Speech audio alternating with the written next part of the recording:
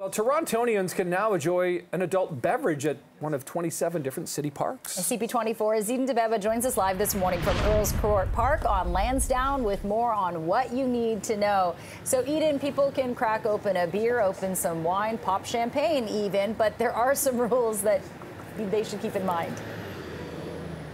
That's exactly right. You still, of course, have to be 19 years of age or older to participate in this pilot project. Make sure you're doing it at one of the 27 parks that are actually participating in the project. And you need to make sure you're being orderly. You're not being disruptive to the people around you, and that you're recycling all of your empties. All of these rules stipulated on the city's website. But it's interesting to get people's take on the matter. So I'm joined by Rich, who is a resident in this area. Rich, and you were telling me that you knew that this was a general idea being tossed around in City Council, but you didn't know it was starting today.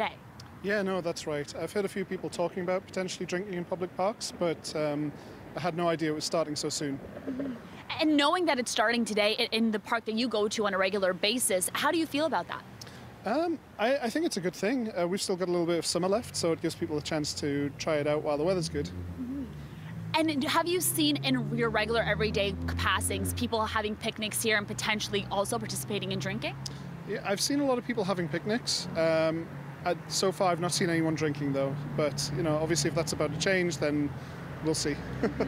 And knowing that it's being tested at 27 parks across the city, there's 1,500 parks in total in Toronto. Do you feel like that group of parks is enough to really tell if the entire city would benefit from a program like this? That's a good question. I think it's going to depend on the parks. Obviously, if it's the larger parks where you've got more people, more foot traffic, then sure. If it's some of the smaller parks, you know, that are aimed more towards kids or dogs, then you're probably not going to get good results. I think that's part of it, right? A lot of people are wondering if it'll be positive, but we have to wait for the data. Overall, you're saying you hope that this is legalized, though? Yeah, I think it's a good thing overall. So long as people are respectful, you know, so long as people are able to clean up after themselves and not cause a nuisance for others, I think it's a good thing. Well, thank you so much for sharing your time with us. We haven't seen anyone drinking quite yet. Still a little bit early for that, but I'm sure as the day goes on, we might. Rich, thank you so much. Thank you. And Jen, we'll send it back to you at the desk, but what I told Rich is the case. This goes until October. From there, the city takes the time to look at the data, and then early 2024 is when they'll come with their decision to either legalize it or pass it over.